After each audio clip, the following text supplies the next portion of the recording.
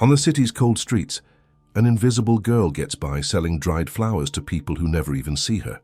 But everything changes when she finds 3 abandoned babies in a basket, wrapped in a luxury blanket. Unaware that they are heirs to a fortune, she decides to protect them, even if it means putting her own life on the line. If you're enjoying this story, don't forget to subscribe to our channel and let us know what city you're watching from. Let's continue. I promise this will be the best story you've ever heard in your life. A light rain fell over New York City that Thursday morning, painting the sky gray above millions of hurried people. In the heart of Manhattan, between the luxury of the Upper East Side and the grit of less affluent neighborhoods, there was a transitional area where the contrasts screamed from every corner. There on 3rd Avenue, among office buildings and old pre-war walk-ups, a 7-year-old girl walked with light steps, almost invisible to the eyes of those who passed by. Her name was Clara, but she couldn't remember the last time someone had called her that. To the rushing passers-by, she was just another shadow among the many that inhabited the metropolis's sidewalks. Small for her age, with perpetually messy brown hair and almond-shaped eyes that carried a sadness far too old for a child, Clara sold wilted flowers she found at markets at the end of the day, or that some florists discarded in the trash cans of wealthy neighborhoods. She carried a worn wicker basket with handles that had been mended several times with twine. Inside, daisies and roses that had lost their morning freshness, but which she arranged with care, as if they were precious treasures. To each person who passed, she timidly extended the basket without a word, only with a look that pleaded for attention.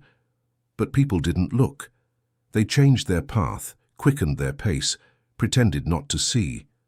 Clara had learned early on that the world of adults was a place of haste and indifference. For as long as she could remember, she had always been alone. She had no clear memories of a family, only confusing fragments of distant voices and a smell of cake that sometimes invaded her dreams. At 3 years old, according to the social workers who occasionally appeared during homeless outreach operations, she had been found wandering near the Port Authority bus terminal. She went through 2 shelters and ran away from both. The street, with all its cruelty, seemed less frightening to her than the cold walls of the institutions where she was just another number. Now at 7, she knew every alley, every park, every corner where she could hide when night fell or when the police made their rounds. She knew the old ladies who left to-go containers of food by the doors of their businesses, the security guards who pretended not to see her take leftovers from bakeries, and she also knew those who posed a danger. She had developed a sharp instinct for survival, a cunning that many children her age didn't need to have. On that rainy morning, Clara decided to go to Central Park. It was a long walk from the overpass where she had spent the night, but she knew that on Sundays and holidays the park was full of families, and families meant a chance to sell some flowers or earn a few coins. It wasn't a holiday, but the light rain gave the place a romantic air, and people in love often bought flowers. She arrived at the park around 10 in the morning. The rain had subsided to an almost imperceptible drizzle, and a few rays of sun were beginning to break through the clouds. The lawn was wet, glistening with droplets that reflected the light. There were few people at that time on a weekday, just some morning runners, elderly people on their walks, and a mother or two with a stroller. Clara walked along the cobblestone paths, looking around, searching for someone who might be interested in her flowers. That's when something caught her attention. Near one of the secondary gates, half hidden behind a thicket of bushes, was a basket. It wasn't an ordinary basket like hers, but an elegant, finely woven wicker basket, the kind you'd see in expensive shops on the Upper East Side. It was covered by a soft fabric blanket in shades of light blue and white. At first, Clara thought it might just be abandoned trash, something someone had left behind after a picnic. But something about that basket seemed different. There was a care in how it was positioned, protected from view, but not completely hidden, as if someone wanted it to be found, but not by just anyone. With the caution of someone who had learned to distrust everything, Clara approached. She looked around to make sure no one was watching. The park was practically empty in that area. Slowly, she reached out and touched the blanket. It was soft, much softer than anything she had ever touched. Carefully, she lifted a corner of the fabric. What she saw made her take a step back, her heart pounding in her chest. Inside the basket were 3 babies, 3 identical newborn babies with tiny, delicate faces, wearing white onesies of a quality she had never even seen in store windows. They were sleeping, but one of them began to stir, wrinkling its little face in an expression that would soon turn into a cry. Clara was paralyzed. Her eyes scanned the basket, trying to understand what was happening. Next to the babies, attached with a gold safety pin to one of the blankets, was a white envelope. With trembling hands, she took the envelope and opened it. Inside, a piece of paper with elegant handwriting, written in blue ink. The words were few, but they carried a weight that Clara felt without being able to fully comprehend. It said something about safety, about protection, about love. It said that these babies needed to be hidden for a while, that people would be looking for them, but that it was for their own good. There was no signature, no clear explanation, just those vague words that seemed both a plea and a farewell. The baby that had started to stir was now crying, and the other 2 soon joined in. It was a cry of hunger, Clara recognized. She herself had cried like that so many times, that cry that came from the pit of an empty stomach, from the most basic human need. She looked around again. The park was still empty. No one was coming. No one appeared to claim the babies. It was just her and these 3 tiny beings, completely defenseless, abandoned there as if they were worthless objects. But from the quality of the clothes, the care of the basket, Clara knew these babies were not ordinary. They came from a world very different from hers, a world where people used beautiful words like safety and love, but still abandoned children in parks. Something inside Clara shifted. It was a strange feeling, as if a dormant part of her heart suddenly woke up. She knew that desperation. She knew that loneliness. She knew what it was like to be left behind, forgotten, as if she didn't matter. And in that moment, looking at those 3 crying faces, she made a decision that would change her life forever. She couldn't just walk away and leave them there. She couldn't. With quick, decisive movements, Clara checked if anyone was watching, picked up the heavy basket with the 3 babies, and started walking.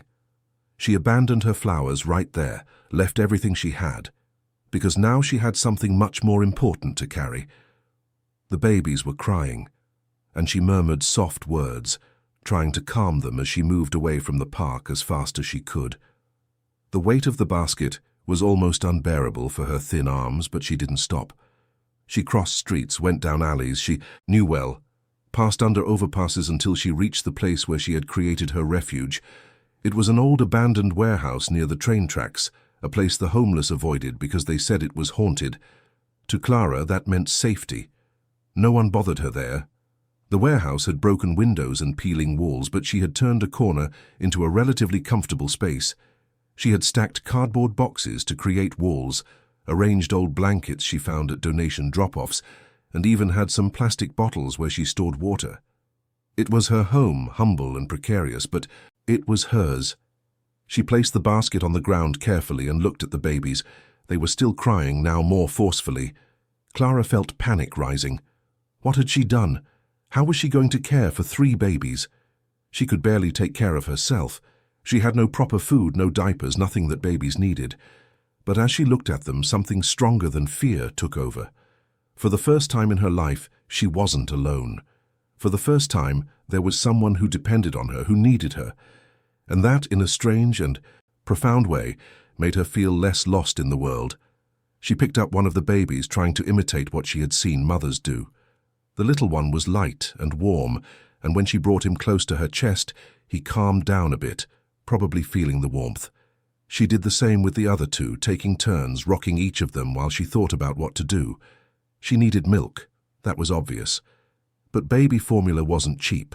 She knew because she had seen the prices in pharmacies when she begged for change at their doors. She counted the coins she had saved in an old tin can. It was only a few dollars, not enough for much.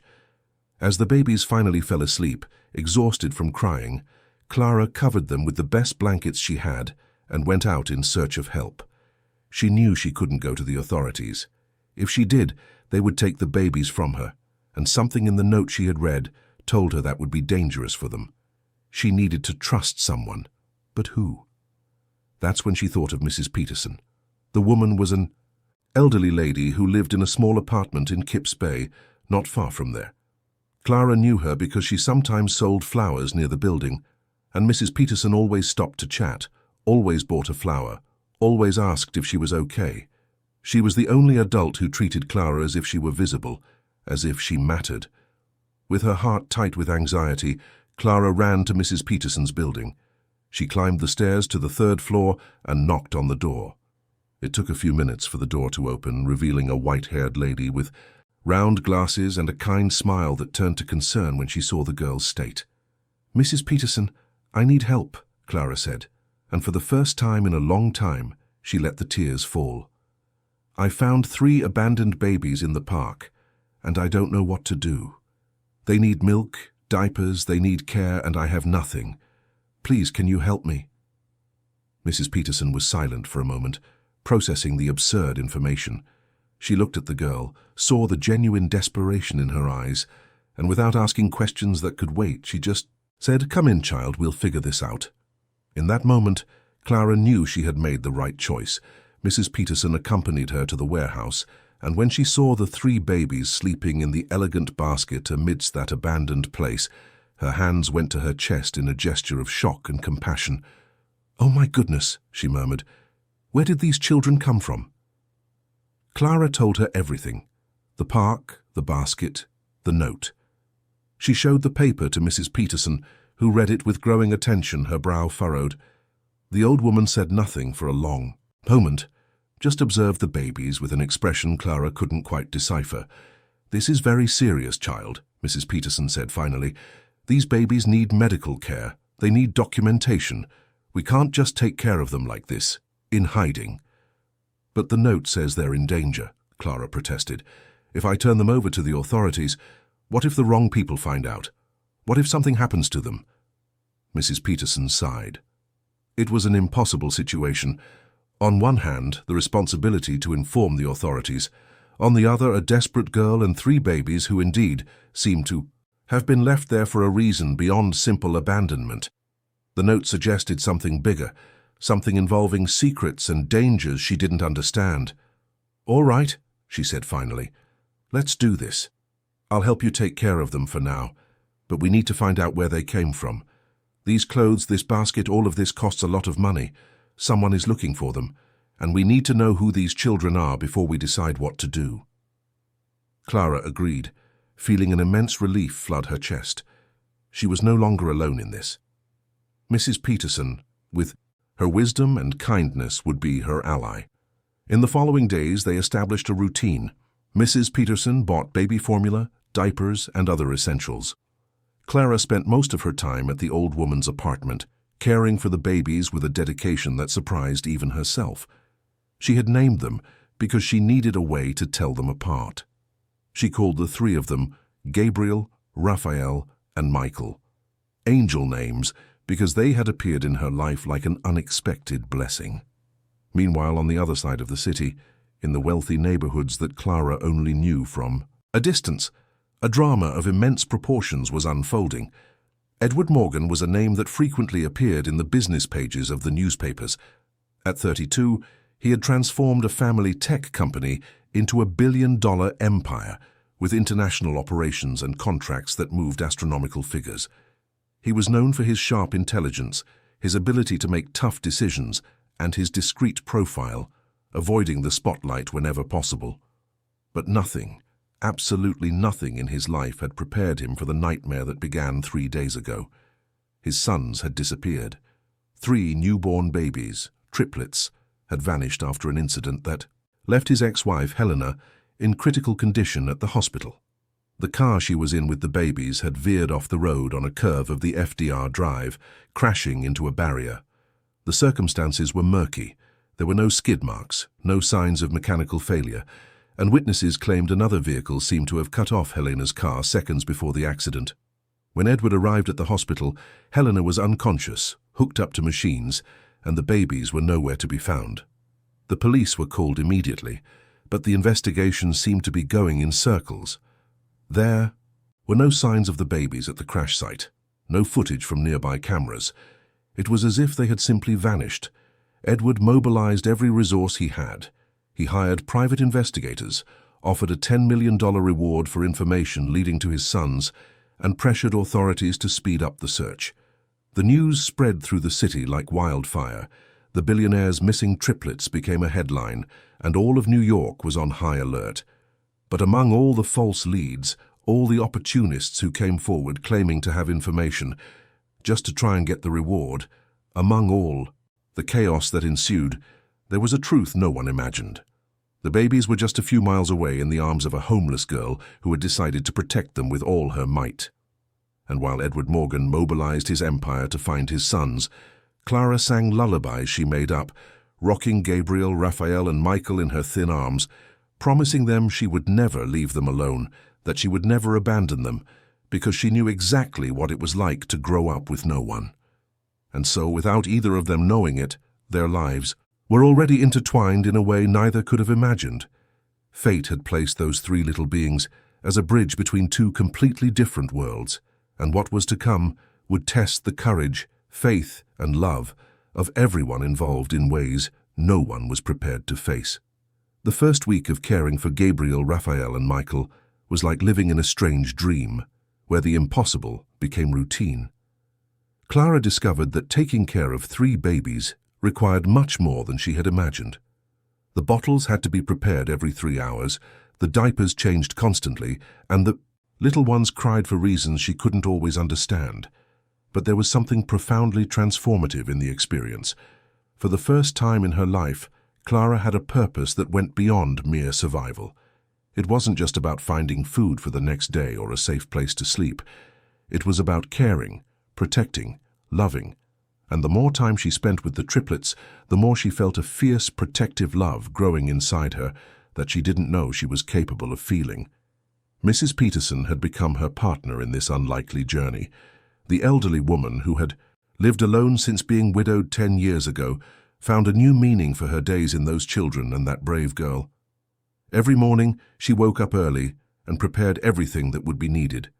She sterilized bottles, set out clean diapers, and warmed water for their baths. And as she did this, she watched Clara with a mixture of admiration and concern. The girl had transformed in just a few days. She was no longer just the invisible flower seller who roamed the streets. She had taken on an enormous responsibility, and it made her seem older, more determined. Mrs. Peterson saw a strength in her eyes that many adults lacked, but she also saw the fear, the constant fear that something might happen, that someone would find out, that the babies would be torn from her arms.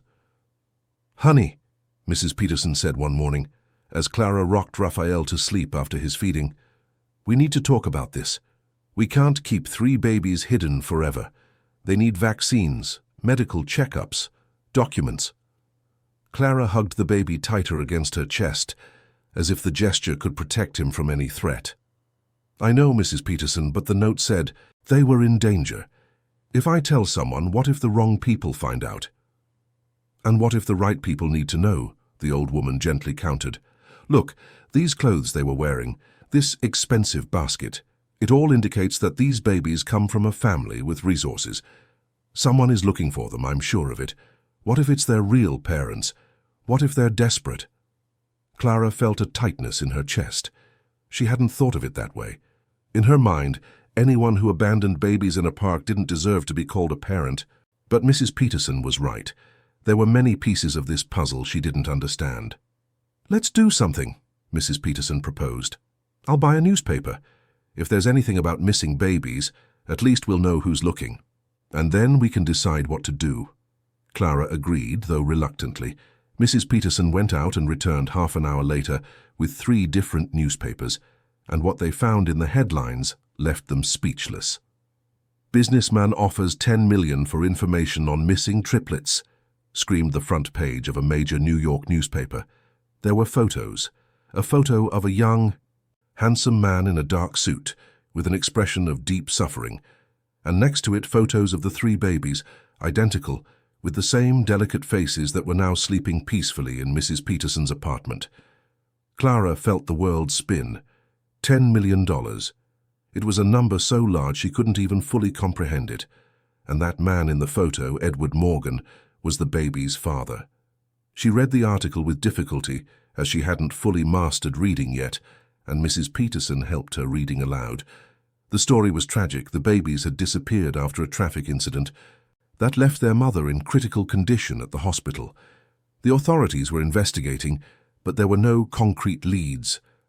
Edward had mobilized all possible resources, hired the best investigators, offered absurd rewards. The entire city was on high alert, but what caught Clara's attention most was a detail mentioned almost in passing in the article. Sources close to the family reveal that there are internal disputes related to the Morgan family's billion-dollar inheritance, and some investigators do not rule out the possibility of involvement from people close to the family in the baby's disappearance. Internal disputes, billion-dollar inheritance, the words echoed in Clara's mind. The note made sense now. The babies hadn't been simply abandoned. Someone had hidden them, perhaps to protect them from something or someone within their own family. "Mrs. Peterson," Clara whispered, her eyes wide. "What if the note is true? What if they really are in danger?" The old woman held the girl's hands. "Then we need to be very careful. If there are dangerous people involved, we can't just show up with the babies. We need a plan." But as they talked, trying to understand the complexity of the situation they had stumbled into, on the other side of the city, in the luxurious offices of Morgan Technologies, Edward was fighting his own battles. He hadn't slept properly since his sons disappeared. He spent his days in meetings with investigators, talks with authorities, and visits to the hospital where Helena remained unconscious. The doctors said she was stable, but there was no telling when she would wake up. And while she slept, unable to answer any questions, Edward found himself immersed in a nightmare without end. That afternoon, he was in his office on the top floor of the office building on Park Avenue, with a panoramic view of the city that stretched as far as the eye could see. But he didn't see the landscape. He only saw the photos of his sons scattered across the desk, the investigators' reports that led nowhere, and the growing pile of calls from people claiming to have information, which always turned out to be false. "Mr. Morgan," said Megan, his personal assistant for over 5 years, entering the room with a worried expression. "Mr. August Morgan is here. He said it's urgent." Edward gestured for her to let him in. August Morgan was his uncle, his late father's older brother, and the company's vice president. A man of 60 with impeccably combed grey hair, always dressed in expensive Italian suits and a perpetual expression of seriousness.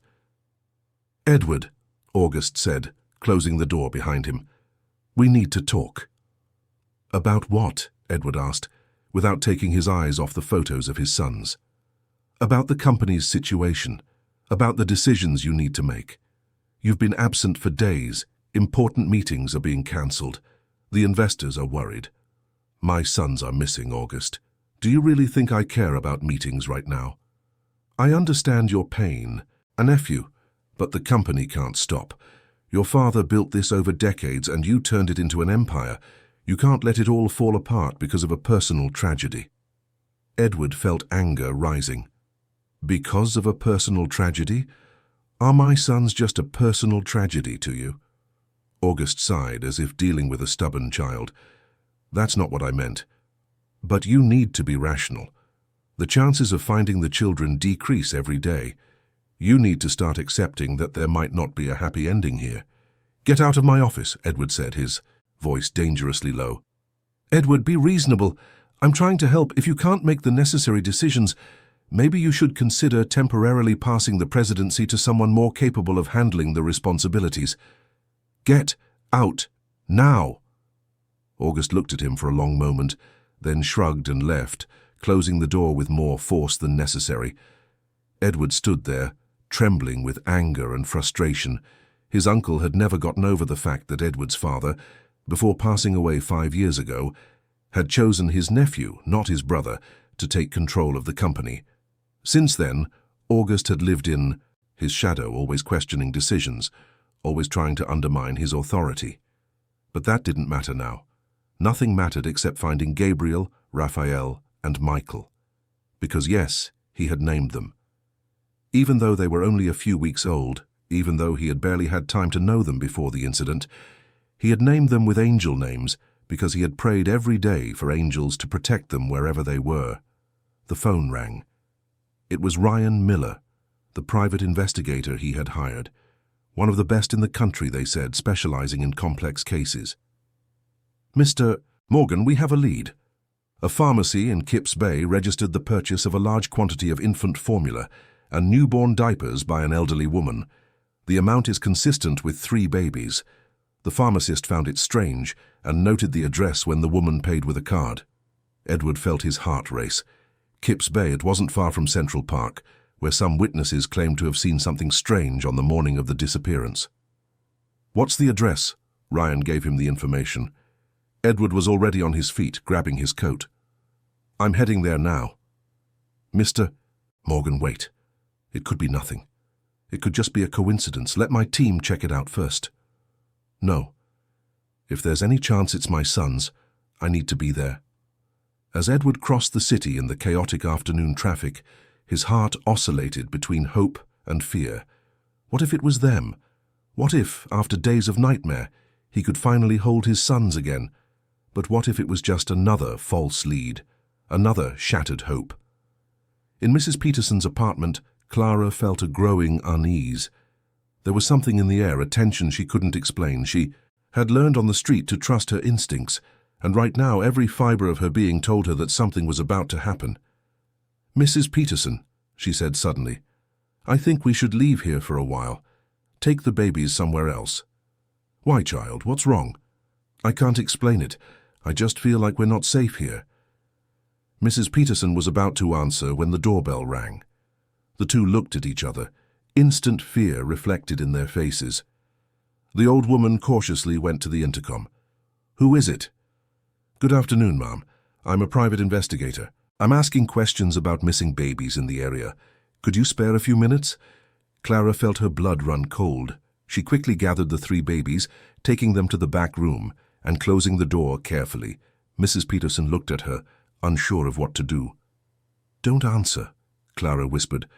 "Please." But it was too late. The doorbell rang again, more insistently, and then a different voice, deeper, more desperate. "Please, if anyone is there, I just want to know if you've seen anything. My sons are missing. They're 3 babies, triplets. I just need to know if they're okay." It was Edward's voice. Even without ever having heard it before, Clara knew it was him. There was something in that voice, a desperation so deep and genuine that it touched something inside her. She approached the intercom, her heart hammering in her chest. Mrs. Peterson watched her, frightened. Clara picked up the handset with trembling hands, and before she could think better of it, before fear could stop her, she pressed the button. "They're safe," she said, her voice low but firm. "Your sons are safe." On the other side, at the building's entrance, Edward felt his legs weaken. Ryan beside him immediately started giving instructions to the team, but Edward heard nothing but that voice, a child's voice saying his sons were safe. "Please," he said, struggling to keep his voice steady. "Please, let me see them. I just need to know they're okay." There was silence on the other end. Edward waited, each second feeling like an eternity. And then the voice returned. "You need to know something first. Someone left them in the park on purpose. There was a note. It said they were in danger, that they needed to be hidden. I found them by accident, and I'm taking care of them because I couldn't leave them alone. But if I open this door, I need to be sure that you are who you say you are, and that they'll be safe with you." Edward felt tears burn his eyes. A note. Someone had hidden them on purpose. The suspicions he had harbored from the beginning were confirmed. Someone in his own family was involved in this. "I'm their father," he said, his voice choked with emotion. "Edward Morgan. And I swear on everything I am that I only want to protect them. Please let me see them." Clara looked at Mrs. Peterson. The old woman had tears in her eyes and nodded. So many things were happening at once, so many impossible decisions for a 7-year-old girl to make. But in that desperate voice on the other end of the intercom, she heard the same pain she felt when she thought of losing the babies. It was the voice of a father who loved his sons. With trembling fingers, she pressed the button that buzzed open the building's front door. And as she heard the footsteps climbing the stairs, she held the babies close, praying she was doing the right thing, that this decision wouldn't put the 3 precious lives she had sworn to protect at risk.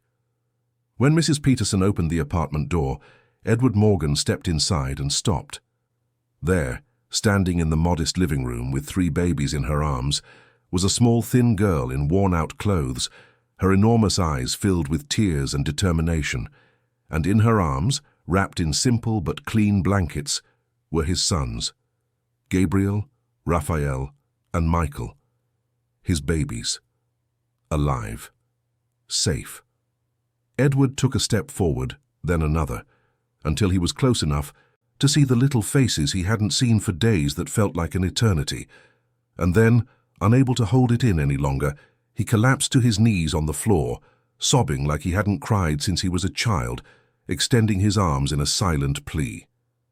Clara looked at this powerful man kneeling before her, completely broken by emotion, and slowly, carefully, she began to pass the babies into his arms, one by one. And as she did, she whispered words that Edward would never forget. "I took care of them. I promised I'd never leave them alone.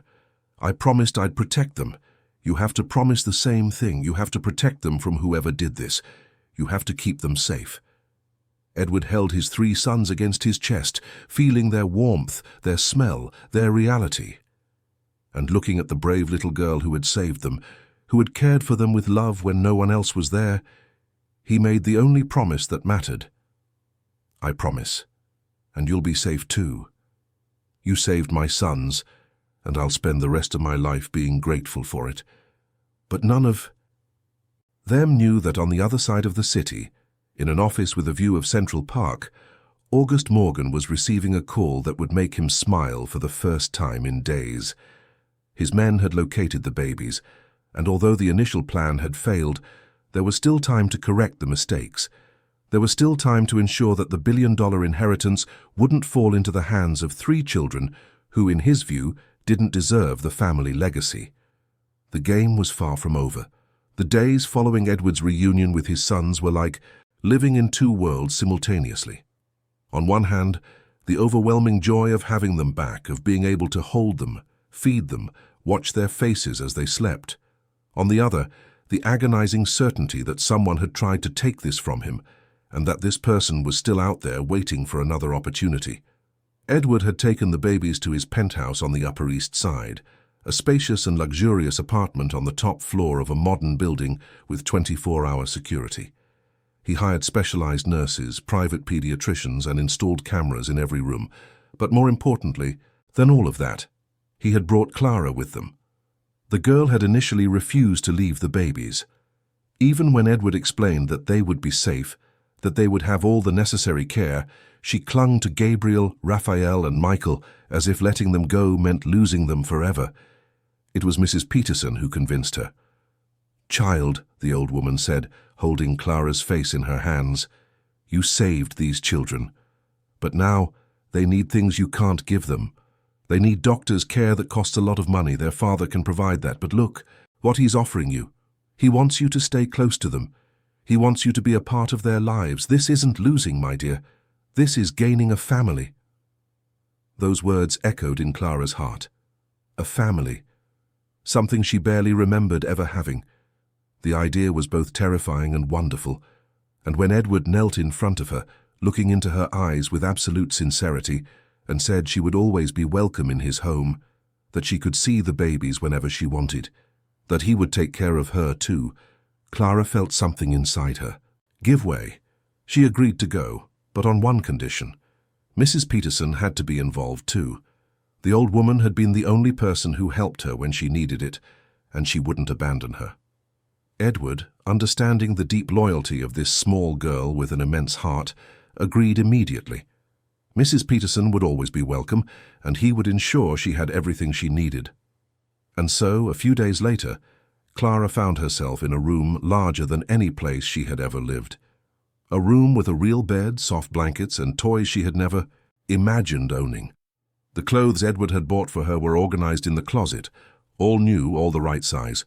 There was even a private bathroom with hot water and fluffy towels. It was all so different that sometimes she would wake up in the middle of the night thinking she was dreaming, And she would have to go to the baby's room to make sure it was real. And every time she went in there, she would find Edward sitting in an armchair between the 3 cribs, watching over his son's sleep as if he feared they might disappear, again if he blinked. For the first few nights they didn't even talk. They just sat there, she and he, in silence, watching Gabriel, Raphael and Michael sleep. But as the days went by, they began to talk. Edward asked about her life, and Clara little by little began to tell him. Not everything, because there were things that hurt too much to put into words, but enough for him to understand where she came from, what she had survived, the courage it had taken for her to keep going. And the more Edward got to know this girl, the more he marveled. She was only 7, but she possessed a wisdom and strength that many adults lacked. She had faced the world alone, and yet had maintained the capacity to love, to care, to protect. When she found his sons abandoned, she could have walked on, she could have ignored them, but she chose to stay, she chose to protect. And in doing so, she not only saved the babies' lives, but also gave them something no amount of money could buy: unconditional love in the most vulnerable moments of their lives. One morning, while Clara was helping to feed Michael his bottle, Edward finally brought up the subject he had been avoiding. "Clara," he said, his voice careful, "about the note you found with the babies. Do you still have it?" She nodded. "It's with Mrs. Peterson. She kept it. Why?" "Because I need to understand what happened. I need to know who did this and why. The accident involving Helena, their mother, was no accident. I'm sure of it now. Someone orchestrated everything, and that someone might be much closer than I imagine." Clara looked at him with her big, attentive eyes. "You think it was someone in your family?" Edward hesitated, but decided to be honest with her. "Yes, I think it was my uncle, August." The name came out like poison from his mouth. In the past weeks, since the babies had returned, August had become even more present at the company, more insistent on questioning his decisions, more vocal about how Edward was letting personal problems affect the business. But it wasn't just that. Edward had begun to discreetly investigate the family's finances, and what he found chilled him to the bone. August had debts, enormous debts, accumulated from bad investments and a lifestyle his position at the company couldn't sustain. And there were documents, clauses in the family patriarch's will that stipulated how the billion-dollar inheritance would be distributed. If anything happened to the direct heirs before they turned 1-year-old, the assets would be redirected to other family members, in this case to August. It was a clear motive, a terrible motive, that made Edward feel sick just thinking about it. But it explained everything: the planned accident, the disappearance of the babies, the note talking about danger.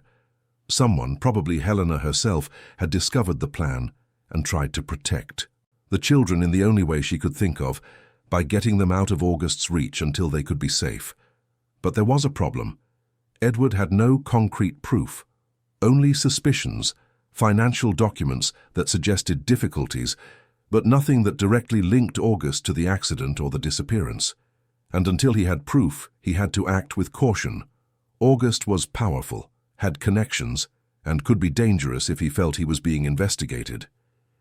Meanwhile, at Lenox Hill Hospital, something extraordinary was happening. Helena was waking up. After weeks in a coma, the monitors began to show changes. The doctors called it a miracle, but Edward knew Helena was strong. She always had been. Even when their marriage didn't work out, even when they decided to separate shortly before the triplets were born, he had always admired her strength. When he received the call from the hospital that Helena had opened her eyes, Edward left the babies in the care of the nurses and Clara and rushed over. He found his ex-wife lying in bed, still weak, but conscious, her brown eyes looking around with a confused and frightened expression. "Edward," she whispered when she saw him enter. "The babies, where are the babies?" He approached, taking her hand. "They're safe, they're at home with me. They're okay, Helena." She closed her eyes, tears streaming down her face. "Thank God. I tried to protect them, but I don't know if I succeeded." "What happened, Helena? Tell me everything." And she told him, her voice still weak, pausing frequently to breathe, but determined to say everything. She had found out by chance, a few days before the accident. She was in August's office delivering some documents when she overheard a phone conversation. He was talking to someone about the babies, about how they were a problem, about how they needed to be removed from the equation before their first birthday. Helena didn't fully understand at the time, but she was scared. She started digging, found out about the will's clauses, about August's debts. On the morning of the accident, he had called asking to meet. He said it was about the babies, that he wanted to get to know them better, to apologize for being distant. Helena, naive, believed him. She took the babies and went to meet him at a restaurant downtown. But as she was driving on the FDR, she realized she was being followed. A dark car with tinted windows that stayed too close. She tried to speed up, but the car cut her off. She lost control, hit the barrier. But before she crashed, she had a few seconds. Precious seconds in which she made a decision. There was a person she knew, a social worker who worked with at-risk children, whom she knew she could trust. She managed to make a quick call, explain in a few words what was happening, and ask her to take the babies and hide them until it was safe. "I don't remember what happened after that," Helena said, her voice choked. "I just remember waking up here and being terrified that I hadn't been in time, that August had gotten to them." Edward squeezed her hand. "The social worker took the babies to the park and left them there," Helena nodded. "That was the plan. A public place where someone would find them quickly, but not someone August controlled. I didn't know what else to do. I was desperate." Edward took a deep breath. "And a 7-year-old girl found them, a homeless girl, or alone, who could have just kept walking. But she didn't. She took our sons and cared for them. She protected them with her own life. And thanks to her, they're safe now." Helena started crying again, but this time from relief and gratitude.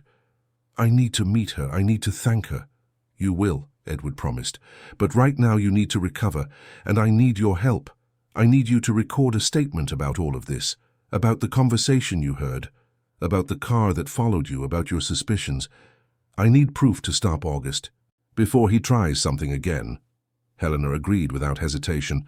"I'll do whatever it takes." In the following days, Edward worked tirelessly to build a case against August. He hired the best lawyers, forensic investigators, who analyzed every detail of the accident. And what they discovered was shocking. The car that hit Helena had been rented by a shell company, but they traced the payments to an account linked to August. Security footage from the highway clearly showed the car intentionally cutting Helena off. There was proof, enough proof to go to court, but Edward wanted more. He wanted August to confess. He wanted the man who had tried to take his sons from him to admit what he did, and for that he needed a plan. It was Clara who unintentionally gave him the idea. She was sitting with Edward in his home office while he worked on documents, when she asked innocently, "Why don't you just talk to him, tell him you know everything and see what he says?" Edward looked at the girl, and something clicked in his mind. It was risky, but it might work. If he confronted August, if he made it seem like he had enough evidence to destroy him, maybe his uncle would confess everything. And if he had it all on tape, he would have the definitive proof he needed. He arranged a meeting. He told August they needed to talk about the future of the company, about important decisions. They scheduled it for late afternoon in the penthouse office. Edward prepared everything: hidden recorders, discreet cameras. He even had Ryan, the investigator, in the neighboring apartment, ready to intervene if necessary. When August arrived, he had his usual air of superiority. He walked into the office as if he owned the place, sat in the armchair across from Edward, and casually crossed his legs. "So, nephew," he said, "finally decided to be sensible and think about the company's future." Edward looked at him for a long moment. "No.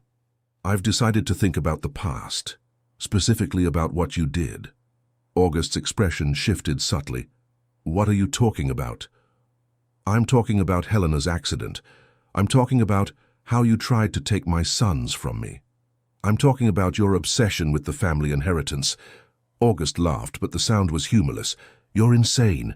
Do you really think I would do something like that?" Edward stood up, leaning his hands on the desk. "Think? I know. I know about your debts, August. I know you're broke. I know about the clauses in Grandpa's will. I know that if my sons died before their first birthday, You'd have access to billions, I know everything. August's face turned red. You have no proof of anything. I have the recordings of the accident. I have Helena's testimony. I have the financial records linking you to the car that cut her off. I have enough to put you in prison for the rest of your life. August shot up, slamming his hands on the desk. You don't understand. That money was supposed to be mine. I spent decades working for this company while your father treated me like an inferior. When he died, I thought I'd finally be recognized, but no. He left everything to you, an arrogant kid who barely had any experience. And now you have 3 heirs who will dilute my share even further. It wasn't fair. So you decided the solution was to kill innocent children, Edward yelled, all the anger and pain of the past weeks exploding. They're my sons, August, defenseless babies, and you thought you had the right to take them from me for money. August was breathing heavily, realizing too late that he had said too much. He looked around as if searching for an exit, and then his eyes landed on something, the small lights of the cameras almost imperceptible, but there. The color drained from his face. You recorded this, he said, his voice dead. You recorded everything. Edward nodded. Every word. And I'm not the only one who heard. Ryan and 2 lawyers are in the next apartment listening to everything. It's over, August. You're going to pay for what you did. In the next few minutes, everything happened quickly. Ryan and his team entered, with authorities already on their way. August tried to negotiate, tried to threaten, but there was nothing more he could do. The confession had been recorded, witnessed, and would be used against him. He would be investigated not only for the accident, but for all the other illegal actions discovered during the investigation. When they finally took August away, Edward was left alone in the office, shaking. It was over. The threat had been neutralized. His sons were safe. But the weight of everything that had happened, the betrayal by his own family, was overwhelming. That's when he felt a small hand take his. Clara was there, having come out of the room where she was with the babies when she heard the shouting. She said nothing, just held his hand, offering the silent comfort that only a child who knows deep pain can offer. Is everything okay now? She asked softly. Edward knelt to her level. It is. Thanks to you. If you hadn't found my sons, if you hadn't taken care of them, I might have lost them, forever. You saved my family, Clara, and now if you want, you're a part of this family too. Clara looked at him, her eyes shining with tears. Really? I can stay. Really. And not just stay. I want to officially adopt you. I want you to be my daughter, the Triplets' sister. I want you to have everything you deserve, to never have to be alone again. What do you think? Clara couldn't answer with words. She just threw herself into his arms, crying tears that were both of pain for all she had been through and of joy for finally finding a home. Edward held her tight, and for the first time since it all began, he felt that maybe, just maybe, everything would be okay. At the hospital, Helena received the news from her assistant. August had been arrested. The threat was over. She could finally rest, recover, knowing her sons were safe. And when she heard about Clara, about the brave girl who had saved the babies, she asked Edward to bring her for a visit. A few days later, when Helena was strong enough for longer visits, Edward brought Clara and the triplets to the hospital. It was an emotional moment. Helena, still fragile but regaining her strength, held each of her babies, crying and laughing at the same time. And when Edward introduced Clara, Helena hugged her, as if she was something precious. You saved my sons, Helena said, looking into the girl's eyes. I don't know how to thank you. You're an angel, you know that? Clara, used to being invisible, ignored, treated as less than nothing, didn't know how to handle so much gratitude and love. But she was learning. She was learning that the world could be kind, that people could be good, that she deserved to be loved. In the following months, a lot changed. August was tried and convicted, his crimes exposed publicly. The Morgan family went through a scandal, but survived. Edward took full control of the company, implementing changes to make it more ethical and transparent. Helena recovered completely, and although she and Edward didn't get back together, they developed a deep friendship and partnership in raising their children. And Clara blossomed. Enrolled in an excellent school with psychological support to process everything she had been through, She began to discover who she was when she didn't have to just survive. She discovered she liked to draw, that she loved math, that she had a talent for music, and most importantly, she discovered what it was like to have a family that loved her unconditionally. Mrs. Peterson was also integrated into their new life, becoming a fundamental part of this unconventional but love-filled family. Edward insisted she live in a comfortable apartment near the penthouse, and she visited every day, bringing her wisdom and affection. 6 months had passed since the day August was taken away by the authorities, and life in the Upper East Side penthouse had found a new rhythm, a harmony no one would have thought possible at the beginning of that tumultuous journey.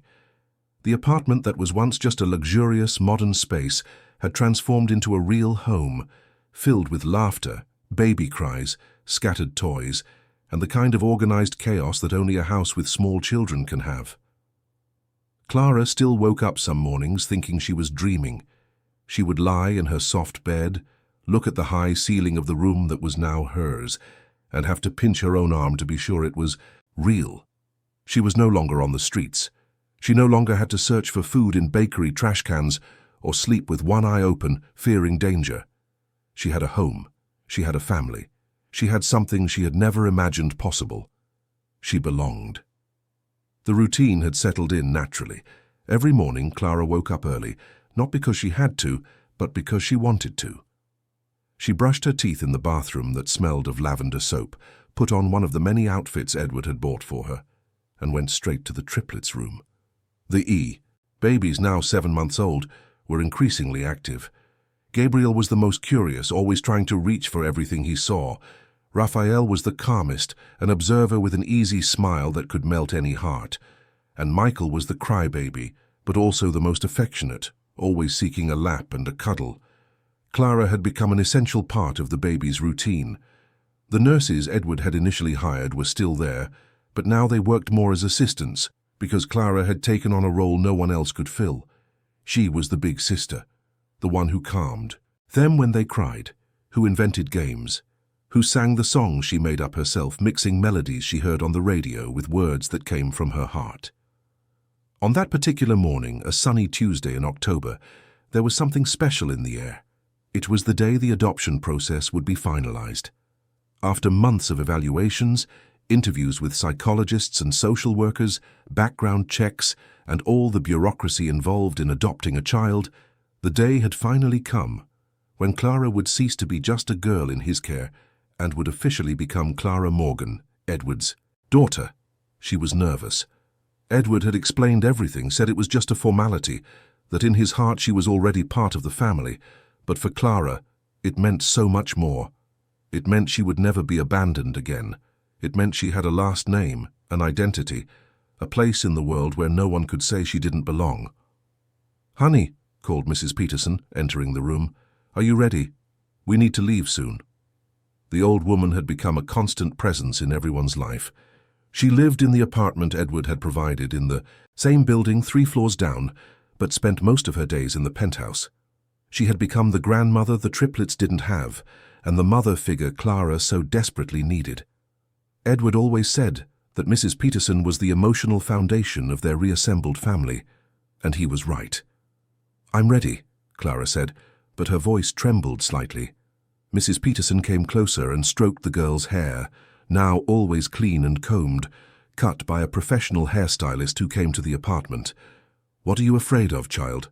Clara bit her lip. "What if something goes wrong? What if they decide I shouldn't stay?" "Look at me," Mrs. Peterson said, holding her face gently. "Nothing is going to go wrong. Edward loves you. You saved his sons. And more than that, you won his heart. He fought for you, moved mountains to make this adoption happen. You are his now, just as he is yours, understand?" Clara nodded, feeling tears well up. It was still hard to believe she was worthy of so much love. But she was learning. Every day, with every hug from Edward, every laugh from the babies, every kind word from Mrs. Peterson, she was learning that maybe, just maybe, she really did deserve this. The courthouse was busy that morning, with several families waiting for different proceedings. But when it was their turn, when they entered the room and saw the judge, a middle-aged woman with kind eyes and a welcoming smile, Clara felt something inside her calm down. The hearing was quick but emotional. The judge asked Clara if she wanted to be adopted by Edward, if she felt safe with him, if this was what her heart desired. And Clara, with a voice still small but firm, answered yes. Yes, she wanted to. Yes, she felt safe. Yes, this was everything her heart desired most. Edward had to answer his own questions, confirm his commitment, his ability to care for her, to offer love and stability. And when the judge finally banged the gavel and declared the adoption complete, when she said that Clara was now officially the daughter of Edward Morgan, there wasn't a dry eye in the room. Edward hugged her tightly, whispering in her ear words she would cherish forever. "Welcome to the family, my daughter. Forever." Helena was there too. She had recovered completely, and, although she and Edward were no longer married, they maintained a relationship of deep respect and partnership in raising the children. She hugged Clara after Edward and whispered her own thanks, her own blessings. Clara had gained not just a father, but an entire family that welcomed her with open arms. Mrs. Peterson cried openly, not caring about the tears streaming down her wrinkled face. Ryan, the investigator who had become a family friend, was there and greeted Clara with a respectful handshake, as if she were a hero, which in truth she was. The celebration party was at the penthouse, but it wasn't just for the adoption. It was also in preparation for something even bigger that would happen in a few days, the triplets' first birthday. Edward had planned a big party with a themed decoration, a 3-tiered cake, and many guests. But before that, he wanted something more intimate, just for the family to celebrate everything they had overcome together. In the following days, the penthouse transformed into a scene of preparations, balloons being inflated, decorators installing themed panels, the caterer doing food tastings. Clara watched everything with wide eyes. She had never been to a birthday party, let alone one so grand. Edward noticed her wonder and knelt beside her. "You know," he said, "this party is as much yours as it is theirs. You deserve to celebrate too. To celebrate that you survived, that you were brave, that you found a family." Clara looked at him. "Can I invite someone?" "Anyone you want, my daughter." She thought of the people from the streets, the other street vendors, the children she knew who were still living the life she had left behind. She wanted to do something for them. She wanted them to know there was hope, that life could change. Edward, sensing what she was thinking, smiled. "You want to do something special, don't you? Something to help other kids like you?" Clara nodded, embarrassed to ask. Edward hugged her. "Then let's do it. We'll create a fund, a foundation to help homeless children. You can help decide how it works, what it offers, and at the party we can announce it. What do you think?" Clara's eyes lit up. "Really? Really? You taught me that sometimes the greatest heroes come from the most unexpected places. I want to honor that." On the day of the party, the penthouse was unrecognizable. It had been transformed into an enchanted garden, with flowers everywhere. Not wilted flowers like the ones Clara used to sell, but vibrant, colorful flowers that filled the space with life and joy. It was as if Edward was saying, without words, that just like those flowers, Clara had also blossomed when given the right care. The guests began to arrive. Edward's work colleagues, family friends, some of the people who had helped during the search for the triplets. But Clara had made a point of also inviting a special group, children from a local shelter with their caregivers, so they could enjoy something special. When those children arrived and saw the party, the food, the toys, their eyes lit up in the same way Clara's had months ago. And she, now on the other side, now the one offering instead of receiving, felt her heart overflow with gratitude. The triplets were the stars of the party. Gabriel, Raphael, and Michael were dressed in matching blue and white outfits, and although they were too young to understand what was happening, they seemed happy with all the attention. Clara never left their side, helping to hold them when people wanted, to take pictures, making sure they were comfortable, protecting them as she always had. In the middle of the party, Edward asked for everyone's attention. He gave an emotional speech, thanking everyone who had supported them during the difficult times. He spoke of loss, of fear, of the desperation of having lost his sons, and then he spoke of the miracle that happened. "My sons were saved," he he said, his voice choked with emotion, by a 7-year-old girl who had nothing, but who had an enormous heart. A girl who could have ignored 3 abandoned babies, but who chose to protect, to care, to love. Clara is not just my son's big sister, she is my hero, and she is my daughter. He paused, letting the words sink in. And so, in her honor, and in honor of everything she represents, today I am announcing the creation of the Clara Institute, an organization that will help vulnerable children by providing education, healthcare, and opportunities. Because if a 7-year-old girl can change the world, imagine what we can do together. The room erupted in applause. Clara, standing next to Edward, cried without being ashamed of her tears. She looked at the guests, at the children from the shelter who would now have the Institute's support, at Mrs. Peterson, who was crying with pride, at Helena, who was smiling through tears, and she felt that she finally understood the meaning of the word family. It wasn't about blood, it wasn't about documents or last names, it was about love, about choosing to stay when you could walk away, about caring when no one asked you to, about opening your heart to what truly mattered. The following months brought even more transformations. The triplets grew quickly, as babies do. They started to crawl, then to stand up holding onto furniture, and finally, shortly before turning 1.5, they took their first steps. Clara was there for every milestone, for every first time they tried to stand and fell, for every tumble that resulted in tears, for every small victory that was celebrated as if it were a historic event. She had become the perfect big sister, patient and loving, always ready to encourage, to extend a hand, to celebrate. School had also become an important part of her life. Initially, it had been difficult. The other students came from traditional families, had normal stories, didn't understand where she came from. But over time, Clara found her place. She discovered she was smart, that she learned quickly, that she had her own stories to tell that were worth just as much as anyone else's. She made friends, real friends who invited her to play, who cared about her, who didn't see her as the homeless girl, but simply as Clara. And every time she went to school in her impeccable uniform, with a full lunchbox and a backpack, she remembered where she had started and felt a deep gratitude for the path she had traveled. Mrs. Peterson remained a constant presence. The old woman who had once lived alone and lonely now had a large, noisy family that adored her. She spent her afternoons helping with the babies, telling stories to Clara, and cooking old recipes that filled the apartment with delicious smells.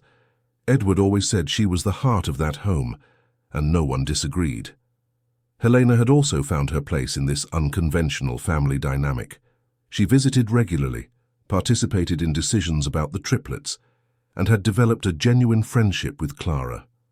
Every now and then, she and Edward would have dinner together with the children, and there was peace there, not resentment or hurt, just the recognition that sometimes love transforms but doesn't disappear. It just finds new ways to exist. August's case had been tried and finalized. He was convicted of conspiracy, attempted murder, and a series of other financial crimes discovered during the investigation. He received a long sentence and, more importantly, lost all access to the family and the company. The wound he caused still hurt sometimes, but it was healing. Edward had learned to forgive, not for August's sake, but for his own, so that anger wouldn't poison the happy moments he now had. On a sunny Sunday afternoon, almost 2 years after that rainy day in Central Park, Edward organized a picnic in the penthouse garden. It was a large space, with green grass, a few trees, and a breathtaking view of the city. They spread out a large blanket, set out baskets of fruit and sandwiches, and let the triplets explore. Gabriel, Raphael, and Michael, now 1.5, were in the phase of wanting to walk everywhere, touching everything, experiencing the world with the natural curiosity of children. Clara, now 9, was sitting on the grass helping them practice their steps. She held Gabriel's little hands, encouraging him as he walked unsteadily toward Edward. When he made it, everyone clapped as if it were the greatest achievement in the world. "Your turn, Raphael," Clara said, holding out her hands to the second triplet. Raphael, always the most cautious, took a little longer, but with patience and encouragement, he too completed his walk. And Michael, not wanting to be left behind, practically ran, almost falling but managing to stay on his feet to everyone's delight. Edward watched the scene with a tightness in his chest. It was moments like these, simple and perfect, that made him realize how close he had come to losing everything. If Clara hadn't found his sons, if she hadn't had the courage to protect them, if she hadn't opened her heart to 3 unknown babies, none of this would exist. His family wouldn't exist. "What are you thinking about?" asked Helena, who had arrived for the picnic and was sitting beside him. "About how grateful I am," Edward replied, "for everything, for my sons being alive, for finding Clara, for you surviving, for everything falling into place despite all the pain." Helena smiled, watching Clara laugh as the triplets surrounded her, all wanting attention at the same time. "She's special, isn't she?" Edward nodded. "She is, and I'll spend the rest of my life making sure she never forgets how loved she is, how important she is, how she changed everything." Mrs. Peterson, sitting in a comfortable chair in the shade, watched the scene with silent tears of joy. Who would have thought that a decision to help a little flower girl would lead to all this? Who would have thought that she, a lonely old woman, would find purpose and family in the final years of her life? God had mysterious plans, she thought, but sometimes, just sometimes, they were beautiful plans. As the sun began to set, painting the sky in oranges and pinks, Clara gathered the triplets and began to sing a lullaby. It was one she had created, mixing melodies she remembered from long ago with words that spoke of love, of family, of belonging. The babies calmed down, snuggling close to her, and for a moment, the whole world seemed to stand still. Edward took out his phone and snapped a picture, not because he wanted to post it on social media or show it to anyone, but because he wanted to capture that exact moment, that image of pure, genuine love, so he could look at it whenever he needed to remember what truly mattered in life. "You know," Clara said, suddenly looking at Edward, "sometimes I still wake up thinking I'm dreaming, that none of this is real." Edward moved closer and sat on the ground beside her. "It's real, my daughter. And it will continue to be real, today, tomorrow, and every day after. You have a family now, forever." Clara smiled, that smile that had become more frequent over the months, a smile that reached her eyes and lit up her face. "Forever," she repeated, as if testing the words, feeling their weight and beauty. Night fell softly over New York, and in the penthouse on the Upper East Side, an unconventional but perfectly complete family gathered. There was laughter, conversation, the sounds of babies playing, and over it all, there was love.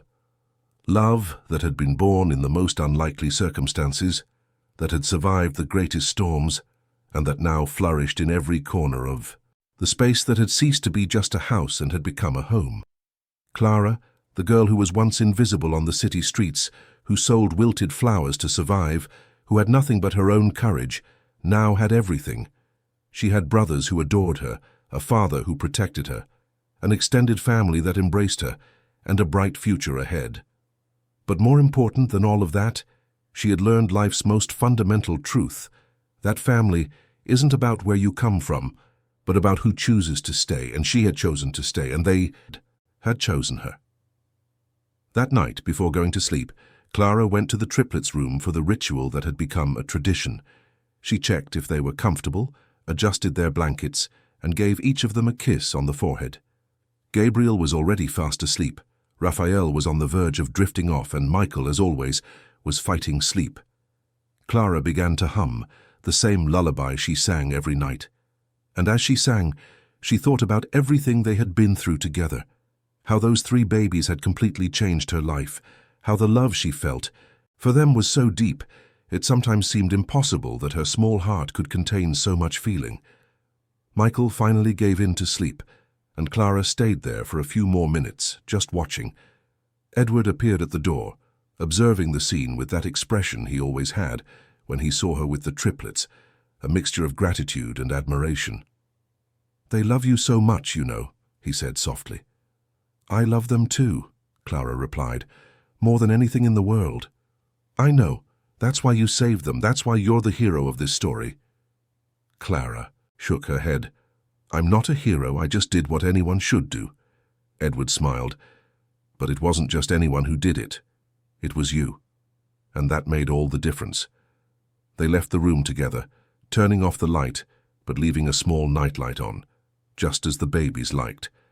And as they walked down the hallway toward their own rooms, Edward put his arm around Clara's shoulders, a gesture of protection and love that was now natural between them. "Good night, my daughter," he said. "Good night, Dad," she replied, and the word which once sounded so strange, in her mouth, now came out with ease, with truth, with belonging. That night Clara slept peacefully, without nightmares, without fear, wrapped in the warmth of that cozy room and the certainty that finally, after so long of being lost and alone, she had found her place in the world. And that place was right there in that family that fate had brought together so unexpectedly, yet so perfectly.